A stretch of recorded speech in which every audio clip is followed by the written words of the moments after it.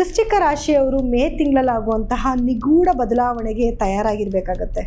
ಇಷ್ಟು ದಿವಸ ನೀವು ಪಡ್ತಿದ್ದಂಥ ಹಠಕ್ಕೆ ಒಂದು ಒಳ್ಳೆ ಸಮಯ ಬಂದಿದೆಯಾ? ಈಗ ಈ ತಿಂಗಳಲ್ಲಿ ಕೆಲವೊಂದು ವ್ಯಕ್ತಿಗಳ ವಿಷಯದಲ್ಲಿ ತುಂಬಾ ನೀವು ಎಚ್ಚರಿಕೆಯಿಂದ ಇರಬೇಕಾಗತ್ತೆ. ಅದು ಏನು ಯಾಕೆ ಅನ್ನೋದನ್ನ ಹೇಳ್ತೀನಿ ಬನ್ನಿ. ಜ್ಞಾನಾನಂದಮಯಂ ದೇವಂ ನಿರ್ಮಲಂ ಸ್ಫಟಿಕಾಕೃತಿಂ ಆಧಾರಂ ಸರ್ವ ವಿದ್ಯಾನಾಂ ಹಯಗ್ರೀವ ಉಪಾಸ್ಮಹೆ. ನನ್ನ ಸಮಸ್ತ ಆರಾಧ್ಯಂ ಚಾನೆಲ್ ವೀಕ್ಷಕರೆಲ್ಲರಿಗೂ ಕೂಡ ವಿಭಾ ಶೆಟ್ಟಿ ಮಾಡುವ ನಮಸ್ಕಾರಗಳು. ಮಾಸ ಭವಿಷ್ಯ ಕಾರ್ಯಕ್ರಮಕ್ಕೆ ತಮಗೆಲ್ಲರಿಗೂ ಸ್ವಾಗತ. ಈ ತಿಂಗಳು ಅಂದರೆ ಮೇ ತಿಂಗಳಲ್ಲಿ ಗ್ರಹಗಳ ಸ್ಥಾನಮಾನ ಹೇಗಿದೆ, ಯಾವುದೆಲ್ಲ ಗ್ರಹಗಳ ಬದಲಾವಣೆ ಆಗ್ತಿದೆ, ಇದರಿಂದ ದ್ವಾದಶ ರಾಶಿಗಳ ಮೇಲೆ ಏನೆಲ್ಲ ಪರಿಣಾಮ ಬೀರುತ್ತೆ ಅನ್ನೋದನ್ನ ನೋಡೋಣ ಬನ್ನಿ. ಇನ್ನು ಗ್ರಹಗಳ ಸ್ಥಾನಮಾನ ಹೇಗಿದೆ ಅಂತ ನೋಡಿದ್ರೆ ನೋಡಿ, ಕುಂಭ ರಾಶಿನಲ್ಲಿ ರಾಹು ಗ್ರಹ ಇತ್ತು ಅಂದರೆ ಮೀನ ರಾಶಿನಲ್ಲಿ ಶನಿ ಬುಧ ಮತ್ತು ಕುಜ ಗ್ರಹಗಳಿದೆ. ಹಾಗೆ ಮೇಷ ರಾಶಿನಲ್ಲಿ ಸೂರ್ಯ ಗ್ರಹ ಇದ್ದರೆ ವೃಷಭ ರಾಶಿನಲ್ಲಿ ಶುಕ್ರ ಗ್ರಹ ಇದೆ. ಹಾಗೆ ಗುರು ಬಂದು ಮಿಥುನದಲ್ಲಿದ್ದು ಇನ್ನು ಸಿಂಹ ರಾಶಿನಲ್ಲಿ ಕೇತು ಗ್ರಹ ಇದೆ. ಆದರೆ ಇದರಲ್ಲಿ ಕೆಲವೊಂದು ಬದಲಾವಣೆ ಆಗ್ತದೆ. ಅಂದರೆ ಸಾಕಷ್ಟು ಗ್ರಹಗಳು ತನ್ನ ಪತನ ಚೇಂಜ್ ಮಾಡ್ತಾ ಇದೆ. ಯಾವ್ಯಾವ ಗ್ರಹಗಳು ಯಾವ ಸಮಯದಲ್ಲಿ ಚೇಂಜ್ ಮಾಡ್ತಿದೆ ಅಂತ ನೋಡಿದ್ರೆ, ಮೊದಲನೇದಾಗಿ ಇದೇ ತಿಂಗಳ 11ನೇ ತಾರೀಕು ಕುಜ ಗ್ರಹವು ಮೀನ ರಾಶಿಯಿಂದ ಮೇಷ ರಾಶಿಗೆ ಅಂದರೆ ತನ್ನ ಸ್ವಂತ ರಾಶಿಗೆ ಪ್ರವೇಶನ ಬೆಳೆಸ್ತಾ ಇದೆ. ಇನ್ನು ಮೇ 14ನೇ ತಾರೀಕು ಶುಕ್ರ ಗ್ರಹ ವೃಷಭ ರಾಶಿಯಿಂದ ಮಿಥುನ ರಾಶಿಗೆ ತನ್ನ ಪತನ ಬದಲಾಯಿಸ್ತಾ ಇದೆ. ಮಿಥುನ ರಾಶಿನಲ್ಲಿ ಆಲ್ರೆಡಿ ಗುರು ಗ್ರಹ ಇದ್ದು ಗುರುನ ಜೊತೆನಲ್ಲಿ ಶುಕ್ರ ಸೇರ್ಕೊಂತಿದ್ದಾನೆ. ಇದರಿಂದ ಒಂದು ಯೋಗನೆ ಕ್ರಿಯೇಟ್ ಆಗ್ತಾ ಇದೆ. ಇದ್ರ ಜೊತೆನಲ್ಲಿ 15ನೇ ತಾರೀಕು ಸೂರ್ಯ ಮೇಷ ರಾಶಿಯಿಂದ ವೃಷಭ ರಾಶಿಗೆ ತನ್ನ ಪತನ ಬದಲಾಯಿಸ್ತಾ ಇದ್ದಾನೆ. ಅದೇ 15ನೇ ತಾರೀಕು ಬುಧ ಗ್ರಹ ಕೂಡ ಮೀನ ರಾಶಿಯಿಂದ ಮೇಷ ರಾಶಿಗೆ ತನ್ನ ಪತನ ಬದಲಾಯಿಸ್ತಾ ಇದ್ದಾನೆ. ಹಾಗೂ ಎರಡು ಬಾರಿ ತನ್ನ ಪತನ ಬದಲಾಯಿಸ್ತಾನೆ. ಇನ್ನೊಂದು ಅಂದರೆ 23ನೇ ತಾರೀಕು ಕೂಡ ಮೇಷ ರಾಶಿಯಿಂದ ವೃಷಭ ರಾಶಿಗೂ ಕೂಡ ತನ್ನ ಪತನ ಬದಲಾಯಿಸ್ತಾ ಇದ್ದಾನೆ. ಇನ್ನು ಬುಧ ಗ್ರಹ ಕೂಡ 15ನೇ ತಾರೀಕು ಮೇಷದಿಂದ ವೃಷಭಗೆ ತನ್ನ ಪತನ ಬದಲಾಯಿಸ್ತಾ ಇದ್ರೆ ಇನ್ನೊಂದು ಬಾರಿ ಅಂದರೆ 23ನೇ ತಾರೀಕು ವೃಷಭದಿಂದ ಮಿಥುನ ರಾಶಿಗೂ ಕೂಡ ತನ್ನ ಪತನ ಬದಲಾಯಿಸ್ತಾ ಇದ್ದಾನೆ. ನೋಡಿ, ವೃಶ್ಚಿಕ ರಾಶಿಯವರಿಗೆ 6ನೇ ಮನೆಯಲ್ಲಿ ನಿಮ್ಮ ರಾಶ್ಯಾಧಿಪತಿ ಆಗಿರುವಂತಹ ಕುಜನ ಒಂದು ಸಂಚಾರ ಇದೆ. ಸೊ ಇದರಿಂದ ಏನೆಲ್ಲ ಲಾಭಗಳಾಗ್ಬೋದು, ಏನೆಲ್ಲ ತೊಂದರೆಗಳಾಗ್ಬೋದು ಅಂತ ನೋಡಿದ್ರೆ, ಮೊದಲನೇದಾಗಿ ಯಾರೆಲ್ಲ ಉದ್ಯೋಗಸ್ಥರಿರ್ತೀರ ಅವರೆಲ್ಲರಿಗೂ ಕೂಡ ಶುಭವಾದ ಒಂದು ಸಮಯ. ಅಂದರೆ ನಿಮ್ಮ ಕೆಲಸದಲ್ಲಿ ಬಡ್ತಿ ಸಿಗೋದು, ಕೆಲಸದಲ್ಲಿ ಸ್ವಲ್ಪ ಪ್ರೆಷರ್ ಇದ್ದೇ ಇರುತ್ತೆ, ಆದರೆ ಪ್ರಶಂಸೆ ಸಿಗುತ್ತೆ. ನೀವು ಮಾಡ್ತಿರೋ ಕೆಲಸಕ್ಕೆ ಬೆಲೆ ಬರುತ್ತೆ. ಅದು ತುಂಬ ಮುಖ್ಯ. ಎಲ್ಲರೂ ಕೆಲಸ ಮಾಡ್ತಾರೆ, ಎಲ್ಲರೂ ಕಷ್ಟಪಡ್ತಾರೆ, ಕೆಲಸ ಮಾಡೋಕ್ಕೆ ಅಂತಲೇ ಕೆಲಸಕ್ಕೆ ಹೋಗೋದು. ಆದರೆ ಮಾಡ್ತಿರೋ ಕೆಲಸ ನೀವು ಅಚ್ಚುಕಟ್ಟಾಗಿ ಮಾಡ್ತಾ ಇದ್ರೆ ಅದಕ್ಕೆ ಬೆಲೆ ಬರಬೇಕು. ಅಥವಾ ನಿಮ್ಮ ಮೇಲಧಿಕಾರಿಗಳಿಂದ ಓಕೆ ಸಭಾಷ್ ಚೆನ್ನಾಗಿ ಕೆಲಸ ಮಾಡ್ತಿದ್ಯಾ ಅನ್ನುವಂಥ ಒಂದು ಹೆಸರು ಬರಬೇಕು. ಅದು ಸಿಗುವಂಥ ಒಂದು ಟೈಮು. ಮತ್ತು ಇನ್ನೊಂದು, ನಿಮಗೆ ಕೆಲವು ವ್ಯಕ್ತಿಗಳಿಂದ ತೊಂದರೆ ಆಗುತ್ತೆ ಅಂತ ಹೇಳಿದ್ದೆ. ಹೌದು, ನಿಮ್ಮ ಹಿತಶತ್ರುಗಳಾಗಿರ್ಬೋದು, ನಿಮ್ಮ ಜೊತೆಯಲ್ಲೇ ಇರ್ತಾರೆ, ಅದು ನಿಮ್ಗೆ ಗೊತ್ತಿರೋದಿಲ್ಲ. ಹಿತಶತ್ರುಗಳಾಗಿರ್ಬೋದು, ಅಥವಾ ನೀವು ಅಪೋಸಿಟಲ್ಲಿ ನಿಂತ್ಕೊಂಡು ನಿಮಗೆ ಶತ್ರುಗಳ ಥರ ವರ್ತನೆ ಮಾಡ್ತಿರ್ತಾರೆ, ಅವರಿಂದ ಆಗಿರ್ಬೋದು. ಕೆಲವು ಸಮಸ್ಯೆಗಳನ್ನ ನೀವೇನು ಎದುರಿಸ್ತಾ ಇದ್ರಿ ಅದಕ್ಕೆ ಇವತ್ತು ನಿಮಗೆ ಜಯ ಸಿಗುವಂಥ ಸಮಯ. ಅಂದರೆ ನಿಮ್ಮ ಮುಂದೆ ಶತ್ರುಗಳು ಸೋಲ್ತಾರೆ ಅನ್ನೋದು, ಅಥವಾ ನಿಮ್ದೇನಾದ್ರು ಕೋರ್ಟಲ್ಲಿ ಕೇಸ್ ಇತ್ತು ಅಂದರೆ ನಿಮಗೆ ಗೆಲುವು ಸಿಗುವಂಥದ್ದು. ಸೊ ನಿಮ್ಮ ಮುಂದೆ ಅವ್ರು ಏನೇ ಪಿತೂರಿ ಮಾಡಿದ್ರು, ನಿಮ್ಮ ಹಿಂದೆ ಏನೇ ಪಿತೂರು ಮಾಡಿದ್ರು ಕೂಡ ಅದೆಲ್ಲದಕ್ಕೂ ಕೂಡ ಇವತ್ತು ಒಂದು ಡೆಡ್ಲೈನ್, ಅಂದರೆ ಈ ತಿಂಗಳಲ್ಲಿ ಒಂದು ಡೆಡ್ಲೈನ್ ಹಾಕುವಂಥ ಟೈಮ್. ಯಾಕಂದರೆ ನಿಮ್ಮ ರಾಶಾಧಿಪತಿನೇ 6ನೇ ಮನೆ ಸಂಚಾರ ಮಾಡ್ತಿದ್ದಾನೆ. ಸೊ ಶತ್ರುಗಳು ನಿಮ್ಮ ಮುಂದೆ ಗೆಲ್ಲೋಕ್ಕಾಗೋಲ್ಲ. ಇನ್ನು 5ನೇ ಮನೆಯಲ್ಲಿ ಶನಿಯ ಸಂಚಾರ ನಡೀತಿದೆ. ಸೊ ಹಾಗಾಗಿ ಮಕ್ಕಳ ಆರೋಗ್ಯದಲ್ಲಿ ಸ್ವಲ್ಪ ಕೇರ್ಫುಲ್ ಆಗಿರಿ. ಯಾರಿಗೆಲ್ಲ ಮಕ್ಕಳಾಗಿಲ್ಲ ಅಂತ ಅಂದ್ಕೊಂಡಿದ್ದೀರಾ, ಮಕ್ಕಳಾಗಬೇಕು ಅನ್ನೋರಿಗೆ ಸ್ವಲ್ಪ ನಿಧಾನ ಆಗುತ್ತೆ, ಡಿಲೇ ಅನ್ನೋದನ್ನು ತೋರಿಸುತ್ತೆ. ಅಥವಾ ಆರೋಗ್ಯದಲ್ಲಿ ಮಕ್ಕಳು ಏರುಪೇರಾಗಿದ್ದರೆ ಅದು ಕೂಡ ನಿಧಾನ ಆಗ್ಬೋದು. ಅಥವಾ ಎಜುಕೇಷನಲ್ಲಿ ಏನಾದರೂ ಹಿಂದೆ ಇದ್ದರು ಅಂದರೆ ಅವ್ರು ಸ್ವಲ್ಪ ಇಂಪ್ರೂವ್ ಆಗೋದಕ್ಕೆ ಟೈಮ್ ತೊಗೊಳ್ತಾರೆ. ಅದಕ್ಕೆ ನೀವು ಕೂಡ ಸ್ವಲ್ಪ ಸಹಕಾರ ಮಾಡಬೇಕಾಗಿ ಬರುತ್ತೆ. ಇನ್ನು ರಾಹುವಿನ ಸಂಚಾರ ಅಂತ ತಗೊಂಡಾಗ ಭೂಮಿಗೆ ಸಂಬಂಧಪಟ್ಟಿದ್ದ ವ್ಯವಹಾರಗಳಲ್ಲಿ ಒಂದು ಸ್ವಲ್ಪ ಯಶಸ್ಸನ್ನು ನೋಡ್ತೀರಾ, ಹಾಗೆ ಸ್ವಲ್ಪ ನೋವನ್ನು ಕೂಡ ನೋಡ್ತೀರಾ. ಅಂದರೆ ಭೂಮಿ ಹುಡುಕಾಡ್ತಿರ್ತೀರ, ಸ್ವಲ್ಪ ತಿರುಗಾಟ ಜಾಸ್ತಿ. ಒಂದು 10-15 ಜಾಗ ನೋಡಿದ್ಮೇಲೆ ಯಾವುದೋ ಇನ್ನೊಂದು ಸಿಕ್ಕೋದು, ಆ ರೀತಿ ಆಗುತ್ತೆ. ಚೆನ್ನಾಗಿರೋದು ಸಿಗುತ್ತೆ. ಅಥವಾ ಒಂದೇ ಸತಿಗೆ ನೀವು ಹುಡ್ಕಕ್ಕೆ ಸ್ಟಾರ್ಟ್ ಮಾಡ್ತಿದ್ದಂಗೆ ತುಂಬ ಒಳ್ಳೆ ಜಾಗ ಸಿಗೋದು, ಸ್ವಲ್ಪ ಹ್ಯೂಜ್ ಆಗಿರುವಂಥದ್ದು, ಅಥವಾ ಜಾಸ್ತಿ ಹಣ ಇನ್ವೆಸ್ಟ್ಮೆಂಟ್ ಮಾಡಬೇಕಾಗಿ ಬರುತ್ತೆ. ಈ ರೀತಿಯೂ ಕೂಡ ಆಗುತ್ತೆ. ಸೊ ಎರಡೂ ಕೂಡ ನಿಮಗೆ ನಡೀತಾ ಇರುತ್ತೆ.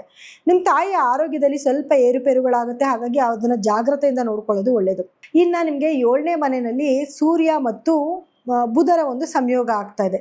ಸೊ ಹಾಗಾಗಿ ನೀವು ಪಾರ್ಟ್ನರ್ಶಿಪ್ ಬಿಸ್ನೆಸ್ ಏನಾದರೂ ಮಾಡ್ತಿದ್ದೀರಾ ಅಂದರೆ ಅದರಲ್ಲಿ ಸಕ್ಸಸ್ ಆಗುತ್ತೆ. ಗೌರ್ಮೆಂಟ್ ರಿಲೇಟೆಡ್ ವರ್ಕ್ ಮಾಡ್ತಿದ್ದೀರಾ ಅಂದರೆ ಅದರಲ್ಲಿ ಸಕ್ಸಸ್ ಆಗುತ್ತೆ. ಗೌರ್ಮೆಂಟ್ ಉದ್ಯೋಗಿಗಳಿಗೆ ತುಂಬ ಒಳ್ಳೆಯದಾಗತ್ತೆ.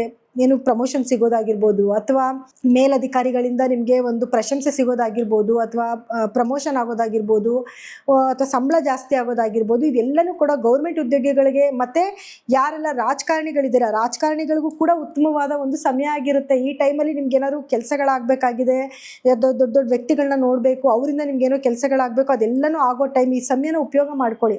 ಮತ್ತು ಯಾರೆಲ್ಲ ಬಿಸ್ನೆಸ್ ಮ್ಯಾನ್ಗಳಿದ್ದೀರಾ, ಯಾಕಂದರೆ ಬುಧನ ಒಂದು ಸಂಯೋಗನೂ ಇರೋದ್ರಿಂದ ಯಾರೆಲ್ಲ ವ್ಯಾಪಾರಸ್ಥರಿರ್ತೀರೋ ಅವರೆಲ್ಲರಿಗೂ ಕೂಡ ಅಭಿವೃದ್ಧಿ ಆಗೋದು, ಅಥವಾ ಹೊಸ ಹೊಸ ಐಡಿಯಾಗಳು ನಿಮ್ಮ ತಲೆಗೆ ಬರೋದು, ಹೊಸ ಹೊಸ ಕೆಲಸಗಳನ್ನ ಮಾಡೋದು, ಅದರಿಂದ ಒಳ್ಳೆ ಲಾಭಗಳನ್ನ ನೋಡುವಂಥ ಸಮಯ ಕೂಡ ಇದಾಗಿದೆ. ಇನ್ನು ಗಂಡ ಹೆಂಡತಿ ಮಧ್ಯದಲ್ಲೂ ಕೆಲವೊಂದು ವೈಮನಸ್ಯಗಳು ಬರ್ತಾ ಇರುತ್ತೆ. ಯಾಕಂದರೆ ಸೂರ್ಯ ಇದ್ದಾನೆ ಅಂತಂದಾಗ ಸಣ್ಣ ಪುಟ್ಟ ಜಗಳ, ಕೋಪ, ತಾಪ ಬರ್ತಾ ಇದ್ರು ಕೂಡ ಅದೆಲ್ಲನೂ ಕೂಡ ಕ್ಷಣಿಕ. ಕೆಲವು ಸಮಯದಲ್ಲಿ ನಿಮಗೆ ಜಗಳ ಆಡಿದ್ರು ಕೂಡ ಇನ್ನೊಂದು ಸಮಯದಲ್ಲಿ ತುಂಬ ಖುಷಿಯಾಗಿ ಹ್ಯಾಪಿಯಾಗಿರುವಂಥ ಒಂದು ಟೈಮ್ ಇದಾಗಿರುತ್ತೆ. ಇನ್ನು ಗುರು ಮತ್ತು ಶುಕ್ರರ ಒಂದು ಸಂಯೋಗ ನಿಮ್ಮ 8ನೇ ಮನೇಲಿ ನಡೀತಿದೆ. ಸೊ ಇದು ಒಂದು ನಿಗೂಢವಾದ ಒಂದು ರಹಸ್ಯ ಅಂತ ನಾನು ಹೇಳಿದೆ. ಏನಾಗಬಹುದು ನೋಡಿ, ಕೆಲವೊಂದು ನೆಗೆಟಿವಿಟಿನೂ ಆಗುತ್ತೆ, ಕೆಲವೊಂದು ಪಾಸಿಟಿವಿಟಿನೂ ಆಗುತ್ತೆ. ಪಾಸಿಟಿವ್ ಅಂತ ಬಂದಾಗ ಯಾವುದಾದ್ರೂ ನೀವು ತುಂಬ ದಿನಗಳಿಂದ ಹಣದ ನಿರೀಕ್ಷೆನಲ್ಲಿದ್ದರೆ, ಯಾವುದಾದ್ರೂ ಭೂಮಿಯಿಂದ ನಿಮಗೆ ಲಾಭ ಬರಬೇಕು ಅನ್ನೋದಿದ್ರೆ, ಅಥವಾ ಯಾರಿಗೋ ದುಡ್ಡು ಕೊಟ್ಟಿದ್ದೀರಾ, ಆ ದುಡ್ಡು ಬರುತ್ತೆ ಅನ್ನೋ ನಂಬಿಕೆನೇ ಕಳ್ಕೊಂಡ್ಬಿಟ್ಟಿರ್ತೀರ, ಆ ಹಣ ನಿಮ್ಮ ಕೈಗೆ ಬಂದು ಸೇರುವಂಥದ್ದು. ಸ್ವಲ್ಪ ಪ್ರಯತ್ನ ಪಟ್ಟರೆ ಸಾಕು. ಅಥವಾ ಯಾವುದೋ ಒಂದು ವ್ಯಕ್ತಿ ನಿಮಗೆ ಕಣ್ಮರೆಯಾಗಿ ದೂರ ಹೋಗ್ಬಿಟ್ಟಿರ್ತಾರೆ, ಆ ವ್ಯಕ್ತಿ ಮತ್ತೆ ನಿಮಗೆ ಸಿಗುವಂಥದ್ದು. ಶುಕ್ರನು ಬೇರೆ ಅಲ್ಲೇ ಸಂಚಾರ ಮಾಡ್ತಿರೋದ್ರಿಂದ ಕೆಲವೊಂದು ನಿಮಗೆ ಹಳೆ ಯಾವುದೋ ಸ್ನೇಹಿತರು ಇರ್ತಾರೆ, ಆ ಸ್ನೇಹಿತರು ನಿಮಗೆ ತುಂಬ ದಿವಸಗಳಿಂದ ಸಿಗ್ತೀವಿ ಅಂತೇಳಿ ಸಿಗೋದಿಲ್ಲ, ಆ ಸ್ನೇಹಿತರು ನಿಮಗೆ ಸಿಗೋದು, ಅಥವಾ ಅವ್ರ ಕಡೆಯಿಂದ ಒಂದು ಫೋನ್ ಕಾಲ್ಸ್ ಬರುವಂಥದ್ದು, ಅಥವಾ ಯಾವುದಾದ್ರೂ ನಿಮ್ಮ ಜೀವನದಲ್ಲಿ ಹೊಸ ಸಂಗಾತಿ ಬರುವಂಥದ್ದು, ಇದು ಎಲ್ಲನೂ ಆಗುವಂಥ ಟೈಮ್. ಏನೋ ಒಂದು ಸೀಕ್ರೆಟು ನಿಮ್ಮ ಜೀವನದಲ್ಲಿ ಈ ತಿಂಗಳಲ್ಲಿ ನಡೆಯುವಂಥ ಚಾನ್ಸಸ್ ಜಾಸ್ತಿನೇ ಇರುತ್ತೆ. ಸೊ ಹಾಗಾಗಿ ಪಾಸಿಟಿವ್ ನೆಗೆಟಿವ್ ಅನ್ನೋದು ನಿಮಗೆ ಬಿಟ್ಟಿದ್ದು. ಇವಾಗ ಒಂದು ವ್ಯಕ್ತಿ ಸಿಗ್ತಾರೆ, ಆ ವ್ಯಕ್ತಿ ನಿಮಗೆ ಒಂದು ಸೀಕ್ರೆಟ್ ಆಗಿರ್ತಾರೆ ಅಂತಂದಾಗ ಆ ಸೀಕ್ರೆಟು ಒಳ್ಳೇದಾಗಿದ್ದರೆ ಒಳ್ಳೆಯದು, ಕೆಟ್ಟದಾಗಿದ್ದರೆ ನೀವು ನೆಗೆಟಿವಿಟಿ ನೋಡಬೇಕಾಗಿ ಬರುತ್ತೆ. ಸೊ ಹಾಗಾಗಿ ಕೇರ್ಫುಲ್ಲಾಗಿರಿ, ಎಲ್ಲ ವಿಚಾರದಲ್ಲೂ ಕೂಡ ಕೇರ್ಫುಲ್ಲಾಗಿ ಇರಬೇಕಾಗಿ ಬರುತ್ತೆ. ಇನ್ನು ನೆಗೆಟಿವಿಟಿ ಅಂತ ತಗೊಂಡಾಗ ಹಣ ಲಾಸ್ ಆಗೋದು, ಅಥವಾ ಯಾವುದಾದ್ರೂ ಒಂದು ವಿಚಾರದಲ್ಲಿ ಹಣ ಕೈ ಬಿಟ್ಟು ಹೋಗುವಂಥದ್ದು, ಕೆಲವರಿಗೆಲ್ಲ ಹ್ಯೂಜ್ ಹಣ ಬರೋ ಸಾಧ್ಯತೆಯೂ ಇರುತ್ತೆ. ಅಂದರೆ ಅದೆಲ್ಲ ಇಲೀಗಲಾಗಿ ಬರುವಂಥದ್ದು, ಅಥವಾ ಒಬ್ಬರಿಗೆ ತೋರಿಸ್ಕೊಳ್ಳೋಂಥ ಏನು ಲೆಕ್ಕಪತ್ರದಲ್ಲಿ ತೋರಿಸ್ತಾ ಇರೋಂಥ ಹಣಗಳು ಬರೋ ಚಾನ್ಸಸ್ಸು ಇರುತ್ತೆ. ಸೊ ಹಾಗಾಗಿ ನಿಗೂಢತೆ ಅಂತಂದರೆ ನಿಮಗೆ ಅರ್ಥ ಆಗಿರುತ್ತೆ. ಸೊ ಈ ವಿಚಾರದಲ್ಲಿ ನಿಮಗೆ ನೆಗೆಟಿವ್ ಮತ್ತು ಪಾಸಿಟಿವ್ ಎರಡೂ ಕೂಡ ಜೊತೆಯಲ್ಲಿ ಬರ್ತಾ ಇರುತ್ತೆ. ಸೊ ಏನೇ ವಿಚಾರ ನಿಮ್ಮ ತಲೆಗೆ ಬಂದರೂ ಕೂಡ ಯೋಚನೆ ಮಾಡಿ ಇದಕ್ಕೆ ಕೈ ಇಡಬೇಕಾ ಬೇಡವಾ ಅಂತ ಯೋಚನೆ ಮಾಡಿಕೊಂಡು ನಿರ್ಧಾರ ತಗೊಳ್ಳೋದು ನಿಮಗೆ ಬಿಟ್ಟಿರೋವಂಥದ್ದು. ಕೇತು ನಿಮಗೆ 10ನೇ ಮನೇಲಿ ಸಂಚಾರ ಮಾಡ್ತಾ ಇದ್ದಾನೆ. ಸೊ ಹಾಗಾಗಿ ವ್ಯವಹಾರದಲ್ಲಿ ಸಣ್ಣ ಪುಟ್ಟ ತೊಡಕುಗಳು ಬಂದರೂ ಕೂಡ ಯಶಸ್ಸನ್ನು ನೋಡುವಂಥ ಟೈಮ್ ಆಗಿರುತ್ತೆ. ಸೊ ಯಾರಾದರೂ ಸೈನ್ಸ್ ಬ್ಯಾಕ್ಗ್ರೌಂಡಲ್ಲಿ ಇರೋಂಥವ್ರಾಗಿರ್ಬೋದು, ಅಥವಾ ಸ್ಪಿರಿಚುವಲ್ ಬ್ಯಾಕ್ಗ್ರೌಂಡಲ್ಲಿ ಇರೋರಾಗಿರ್ಬೋದು, ಅವರೆಲ್ಲರಿಗೂ ಕೂಡ ಯಶಸ್ಸು ಸಿಗುವಂಥ ಸಮಯ ಆಗಿದೆ. ಸೊ ಎಲ್ಲ ಬಾರಿ ಒಳ್ಳೆಯದೇ ಇದೆ. ಏನಾದರೂ ಸಣ್ಣ ಪುಟ್ಟ ನೆಗೆಟಿವಿಟಿ ಇದೆಯಾ, ಆರೋಗ್ಯ ಸಮಸ್ಯೆಗಳಿದೆಯಾ ಅಂದಾಗ ಖಂಡಿತವಾಗ್ಲೂ ಇದೆ. ಯಾಕಂದರೆ 8ನೇ ಮನೆಯಲ್ಲಿ ಗುರು ಮತ್ತು ಶುಕ್ರರ ಒಂದು ಸಂಚಾರ ನಡೀತಿರೋದ್ರಿಂದ ಆರೋಗ್ಯ ಸಮಸ್ಯೆ ಏನೆಲ್ಲ ಬರ್ಬೋದು ಅಂತಂದರೆ, ಹೆಣ್ಮಕ್ಳಿಗಾದರೆ ಯುಟ್ರಸಲ್ಲಿ ಪ್ರಾಬ್ಲಮ್ಸ್ ಬರುವಂಥದ್ದು, ಗಂಡು ಮಕ್ಳಿಗಾದರೆ ಗುಪ್ತಾಂಗಗಳಲ್ಲಿ ಸಮಸ್ಯೆ ಬರುವಂಥದ್ದು, ಜೊತೆಗೆ ಶುಗರ್ ಏನಾದರೂ ಸಮಸ್ಯೆಗಳು ಬರೋ ಚಾನ್ಸಸ್ ಇರುತ್ತೆ. ಮೊದಲೇ ಏನಾದರೂ ಇತ್ತು ಅಂದರೆ ಡೆವಲಪ್ಮೆಂಟ್ ಆಗೋದು, ಅಥವಾ ಈಗ ಬಾರ್ಡ್ರಲ್ಲಿ ಬರುವಂಥ ಚಾನ್ಸಸ್ ಕೂಡ ಇರುತ್ತೆ. ಸೊ ಹಾಗಾಗಿ ಫುಡ್ ಡಯಟ್ ಮಾಡಿಕೊಂಡು ಅದನ್ನು ಕಂಟ್ರೋಲಲ್ಲಿ ಇಟ್ಕೊಳ್ಳೋದು ಒಳ್ಳೆಯದು. ಹೆಣ್ಮಕ್ಳು ಆರೋಗ್ಯದಲ್ಲಿ ಸ್ವಲ್ಪ ಕೇರ್ಫುಲ್ಲಾಗಿ ಇರಬೇಕಾಗುತ್ತೆ, ಯಾಕಂದರೆ ಸ್ಕಿನ್ ಡಿಸೀಸ್ ಬರುವಂಥ ಚಾನ್ಸಸ್ ಕೂಡ ಇರುತ್ತೆ. ಸೊ ಹಾಗಾಗಿ ಈ ವಿಚಾರದಲ್ಲಿ ಸ್ವಲ್ಪ ಕೇರ್ಫುಲ್ಲಾಗಿರಿ. ಮಕ್ಕಳಿಗೆ ಎಜುಕೇಷನಲ್ಲಿ ಸ್ವಲ್ಪ ಪ್ರಯತ್ನ ಪಟ್ಟರೆ ಚೆನ್ನಾಗಿ ಓದ್ಬೋದು. ಏನಾದರೂ ನೀವು ಕಾಂಪಿಟೇಟಿವ್ ಎಕ್ಸಾಮ್ಸ್ ಬರೀತಿದ್ದೀರ ಅಂದರೆ ಅದರಲ್ಲಿ ಖಂಡಿತವಾಗ್ಲೂ ಯಶಸ್ಸು ಸಿಗುತ್ತೆ. ಸೊ ಈ ಸಮಯನ ಸದುಪಯೋಗ ಪಡಿಸ್ಕೊಳ್ಳಿ.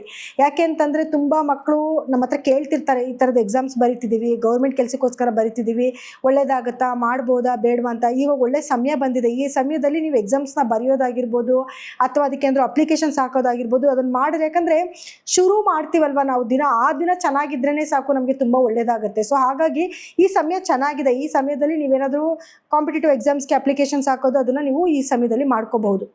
ಇನ್ನು ರೈತರಿಗೂ ಕೂಡ ತುಂಬ ಉತ್ತಮವಾದ ಸಮಯ ಆಗಿರುತ್ತೆ. ಸೊ ಹಾಗಾಗಿ ಬೆಳೆದ ಬೆಳೆಗೆ ಒಳ್ಳೆ ಬೆಲೆ ಬರುತ್ತೆ.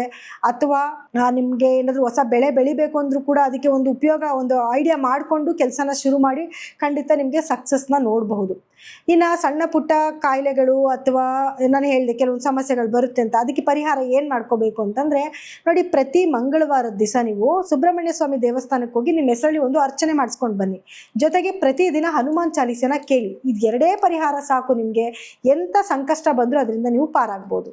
ಇನ್ನು ಕಾರ್ಯಕ್ರಮ ಮುಗಿಸೋವಂಥ ಒಂದು ಸಮಯ ಈಗ ಬಂದಿದೆ. ಆದರೆ ಒಂದೇನು ಅಂತಂದರೆ, ಕೆಲವ್ರದ್ದು ಕಮೆಂಟ್ಸ್ ನೋಡ್ತಾ ಇರ್ತೀನಿ. ಕಮೆಂಟ್ಸಲ್ಲಿ ಏನು ಅಂತಂದರೆ, ಕೆಲವರು ನೆಗೆಟಿವಿಟಿ ಹಾಕ್ತಿರ್ತಾರೆ, ಕೆಲವರು ಪಾಸಿಟಿವ್ ಆಗಿ ಹೇಳ್ತಿರ್ತಾರೆ. ಈಗ ನಾನು ಹೇಳಿರೋ ಫಲಗಳಲ್ಲೂ ಕೂಡ ಕೆಲವು ಪಾಸಿಟಿವ್ ನೆಗೆಟಿವ್ ಎರಡೂ ಕೂಡ ಇದ್ದೇ ಇರುತ್ತೆ. ಸೊ ಹಾಗಾಗಿ ಕೆಲವ್ರು ಏನು ಹೇಳ್ತಾರೆ, ನಮ್ಗೆ ಯಾವುದೇ ರೀತಿ ನೆಗೆಟಿವ್ ಆಗ್ತಿಲ್ಲ, ನಾವು ತುಂಬ ಚೆನ್ನಾಗಿದ್ದೀವಿ, ನೀವು ಸುಮ್ಮನೆ ಏನೋ ಹೇಳ್ತಿದ್ದೀರಾ ಅಂತ ಕೆಲವ್ರು ಹೇಳ್ತಾರೆ. ಇನ್ನು ಕೆಲವರು ತುಂಬ ಚೆನ್ನಾಗಿದೆ ಅಂತ ನೀವು ಹೇಳ್ತಿದ್ದೀರಾ, ನಂಗೆ ತಿನ್ನೋಕೆ ಊಟನೂ ಇಲ್ಲ, ಬಟ್ಟೆನೂ ಇಲ್ಲ, ಕೆಲಸನೂ ಇಲ್ಲ, ನಾವೇನು ಮಾಡಬೇಕು ಅಂತ ಅನ್ನೋರು ಕೂಡ ಇದ್ದೀರಾ. ಸೊ ಏನಕ್ಕೆ ಈ ಥರ ಎಲ್ಲ ಆಗುತ್ತೆ ಅಂತಂದರೆ, ನಿಮ್ಮ ವೈಯಕ್ತಿಕ ಜಾತಕನ ನೀವು ತೋರಿಸ್ಕೋಬೇಕು. ಯಾಕೆ ಗೊತ್ತಾ, ಅದರಲ್ಲಿ ಗ್ರಹಗತಿಗಳ ಸ್ಥಾನಮಾನ ಬೇರೆ ಆಗಿರುತ್ತೆ, ಮತ್ತು ನಿಮಗೆ ನಡೀತಿರೋಂಥ ದಶಾಭುಕ್ತಿನೂ ಕೂಡ ಬೇರೆ ಆಗಿರುತ್ತೆ. ಅದಕ್ಕೆ ತಕ್ಕನಾದ ಪರಿಹಾರಗಳನ್ನ ನೀವು ಮಾಡ್ಕೋಬೇಕು, ಅದು ತುಂಬ ಇಂಪಾರ್ಟೆಂಟ್ ಆಗಿರುತ್ತೆ. ಸೊ ಹಾಗಾಗಿ ನೀವೇನಾದರೂ ನಿಮ್ಮ ವೈಯಕ್ತಿಕ ಜಾತಕನ ಪರೀಕ್ಷೆ ಮಾಡಿಸ್ಕೋಬೇಕು ಅಂದರೆ ಕೆಳಗಡೆ ಸ್ಕ್ರೋಲ್ ಆಗ್ತಿರೋಂಥ ನಮ್ಮ ನಂಬರ್ಗೆ ಕರೆ ಮಾಡಿ ನಿಮ್ಮ ಅಪಾಯಿಂಟ್ಮೆಂಟ್ನ ಫಿಕ್ಸ್ ಮಾಡ್ಕೊಳ್ಳಿ. ಸೊ ಎಲ್ಲರಿಗೂ ಕೂಡ ನನ್ನ ಧನ್ಯವಾದಗಳು.